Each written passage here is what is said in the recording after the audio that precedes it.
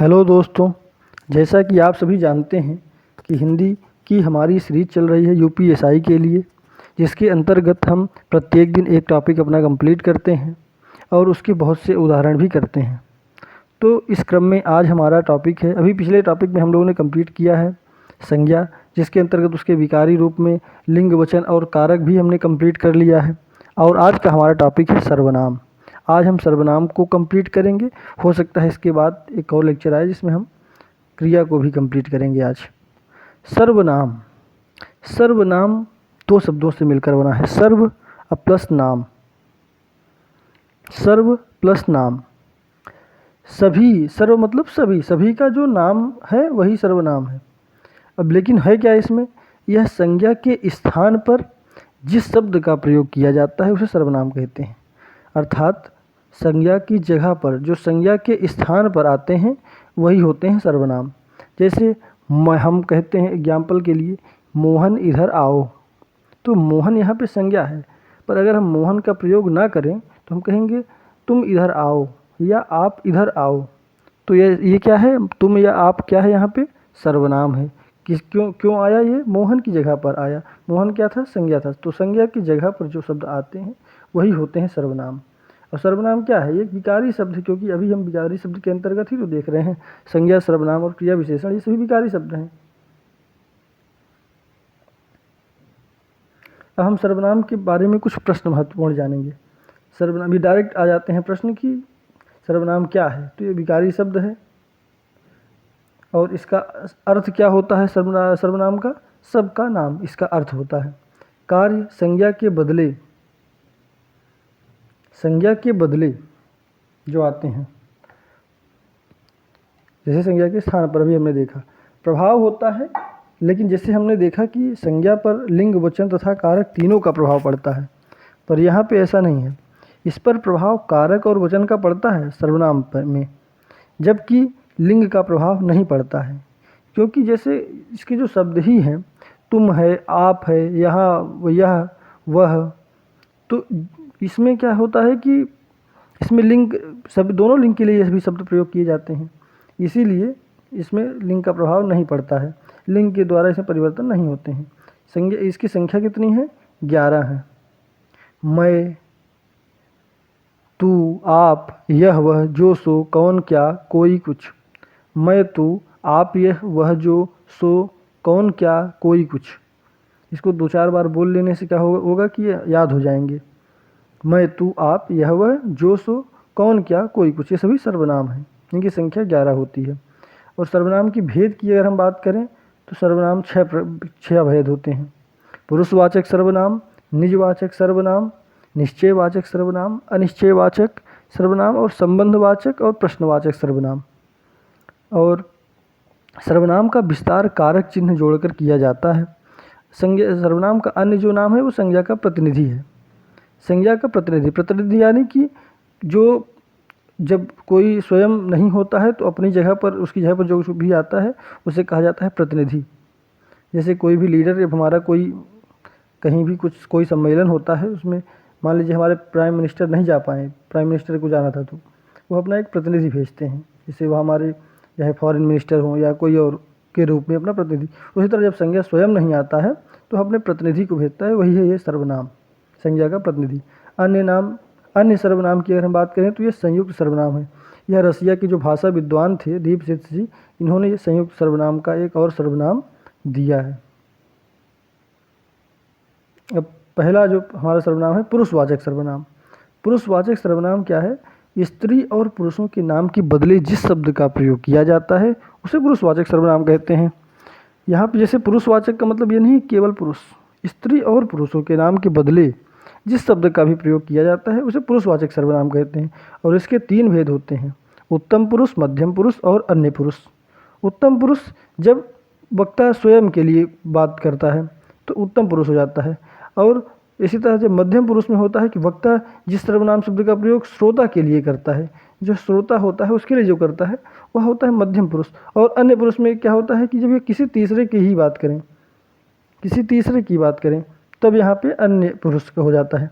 अब जैसे उत्तम पुरुष के जो उदाहरण है मैं, मैंने, मेरा, हम, हमारा, अपने बारे में जो भी चीज़ बात करता है वक्ता, वह उत्तम पुरुष के अंतर्गत आता है। यह बहुत महत्वपूर्ण है ये तभी तीनों, क्योंकि इनसे ये इनका सेंटेंस में प्रयोग करके दे देता है, वाक्य में प्रयोग करके, कि जैसे आप यहाँ आओ में कौन सा सर्वनाम है। फिर हम लोग कन्फ्यूज भी हो जाते हैं कि आप यहाँ आओ में कौन सा है, तो यहाँ पे मध्यम पुरुष हो जाएगा। वक्ता जिस सर्वनाम को शब्द का प्रयोग श्रोता के लिए करता है, भाई आप यहाँ आओ, मतलब वक्ता तो मैं हूँ लेकिन मैं कह किससे रहा हूँ, आप यहाँ आओ, तो यहाँ पे या तुम यहाँ आओ, तुम अपना काम करो, तुम्हें वहाँ जाना चाहिए, तो ये सब मध्यम पुरुष के अंतर्गत आ जाएगा। और अन्य पुरुष, अन्य पुरुष के अंतर्गत क्या होता है, जब वक्ता जिस सर्वनाम शब्द का प्रयोग अन्य सभी के लिए करता है।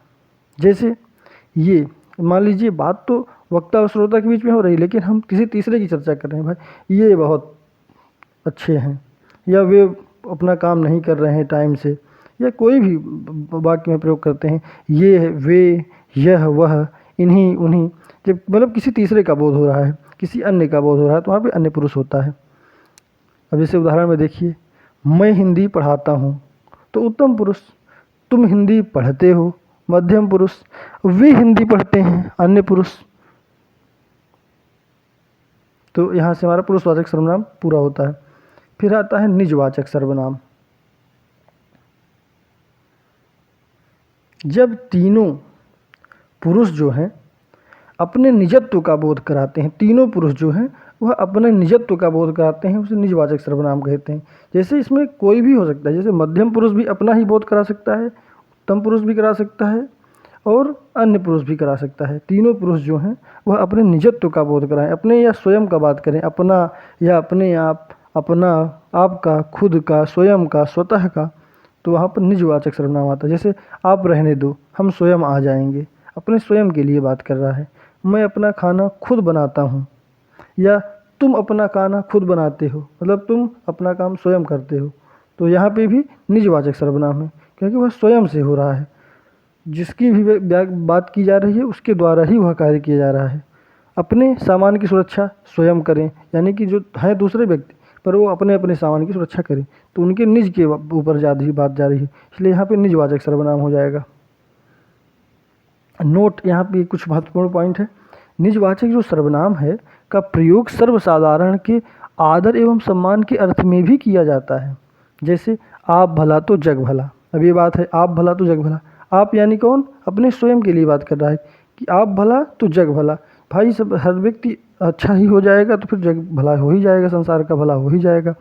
अपने से बड़ों का सम्मान करना चाहिए, जो सम्मान के सर्व का प्रयोग है, जैसे अपने से बड़ों का सम्मान करना चाहिए, तो ये सभी को करना चाहिए, इसीलिए यहाँ भी निजवाचक सर्वनाम हो जाएगा। निश्चयवाचक सर्वनाम, निश्चय यानी कि संकेत या इशारा करता है, क्या निश्चय ये चीज़ें होनी है। सर्वनाम के जिस रूप से निकट या दूर के किसी व्यक्ति या वस्तु के निश्चित होने का बोध होता है, निश्चित, उसे निश्चयवाचक सर्वनाम होते हैं। निश्चित है भाई, कोई सी चीज़ है, नियत है, फिक्स है। अब जैसे ये इस काम को कर लें, तो यहाँ पे फिक्स है कि भाई आप ही यही व्यक्त करेगा और दूसरा नहीं करेगा। वे आ रहे हैं, तो यानी वही आ रहे हैं और कोई दूसरा वहाँ पे नहीं है। यह, इसी, उसकी, निकट की दृष्टि से ये यूज हो रहे हैं, प्रयोग हो रहे हैं, और दूर की दृष्टि से वे, वह, उसकी, उसी, ये सब नियत चीज़ें हैं, उसी की बात हो रही है यहाँ पे, और उसके द्वारा अलावा कोई तीसरे की नहीं, उन्हीं की बात यहाँ पे हो रही है, इस तरह से। तो ये निश्चयवाचक सर्वनाम है। यह मेरी पुस्तक है, ये निश्चय है भाई, ये मेरी ही है। ये मेरे साथ आए हैं, ये भी निश्चय है कि मेरे ही साथ आए हैं और दूसरे के साथ नहीं। वह हमें पसंद है, बस फिक्स है, तो यहाँ पे निश्चयवाचक सर्वनाम। चौथा इसका क्या है, 6 प्रकार के होते हैं जैसे सर्वनाम। अनिश्चयवाचक सर्वनाम, अब जैसे यहाँ पे जिस सर्वनाम शब्द से किसी व्यक्ति वस्तु के निश्चित न होने का बोध होता है, निश्चित नहीं है, तो फिर वहाँ पर अनिश्चयवाचक है। जैसे कोई यहाँ आओ, कोई आप सब में से कोई आ जाओ, तो यहाँ पे कोई फिक्स नहीं है भाई, कोई भी आ सकता है। कुछ, हमें, जैसे तुम्हें कुछ हो गया, कुछ मतलब क्या हो गया, कुछ भी हो सकता है। कोई भी, कुछ भी, कोई ना कोई, मतलब यहाँ पे कुछ भी चीज़ नियत नहीं है, यहाँ पे कोई भी हो सकता है उसकी जगह पे। जैसे कोई आ गया तो क्या करोगे, ये फिक्स नहीं है ना, कोई भी आ सकता है उसमें, भाई बकरी आ गई, शेर आ गया, कोई भी आ गया। तुम्हें कुछ ही हो गया है, हो गया तो भाई अब क्या हो जाएगा, गिर जाएगा यह आग से जल जाएगा या कुछ हो जाएगा, भाई उसमें कुछ भी हो सकता है, नियत नहीं है, कुछ ना कुछ है इस जगह पर, भाई कुछ तो है। अब क्या है, अब ये भी कुछ भी कन्फर्म नहीं है, तो यहाँ पे अनिश्चय है, अनिश्चयवाचक सर्वनाम। और रूस के जो भाषा विद्वान दीपशिष महोदय ने संयुक्त सर्वनाम नाम से एक नए सर्वनाम की कल्पना की। कुछ भी, कोई भी, कुछ न कुछ, ये सब शब्द सर्वनाम, संयुक्त सर्वनाम के शब्द हैं। इसके बाद हमारा है ये संबंधवाचक सर्वनाम। संबंधवाचक जो सर्वनाम है,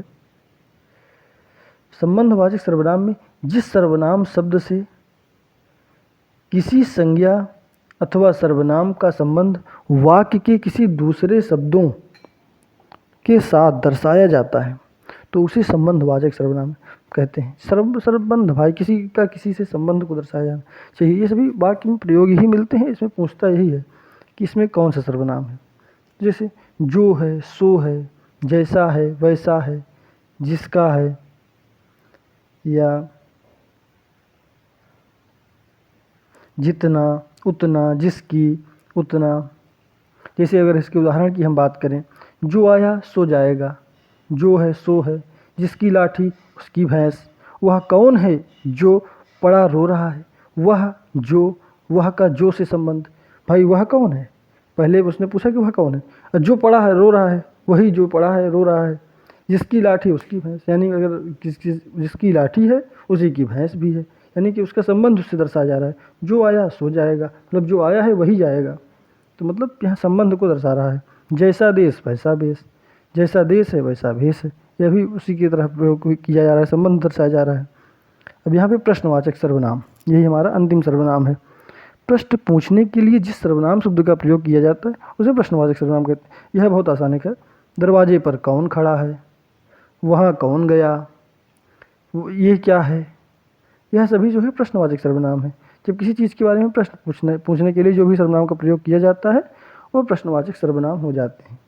तो अतः आज का हमारा ये जो टॉपिक है सर्वनाम, यह हमारा पूरा हो चुका है और हमने सर्वनाम के बारे में सब कुछ जान लिया है। अब सर्वनाम से हमारे प्रश्न गलत नहीं होंगे, इतना ही है सर्वनाम। बाकी यूपीएसआई के हिसाब से ये कंप्लीट है हमारा। अब बाकी रही बात इसमें प्रश्न प्रैक्टिस करने के लिए, तो प्रश्न ऐसे ही हैं कि बस सेंटेंस वाक्य में प्रयोग हो के मिलता है। पूछता यही है कि कौन सा सर्वनाम है इसमें, या तो बहुत ज़्यादा पूछेगा, भेद पूछ लेगा कितने हैं। तो 6 प्रकार के हैं प्रश्नवाचक सर्वनाम। ये सभी सर्वनाम प्रश्नवाचक है, निश्चयवाचक, संबंधवाचक, अनिश्चयवाचक, है ना, यही सब हैं। तो ठीक है, धन्यवाद। आज की क्लास हमारी कंप्लीट होती है।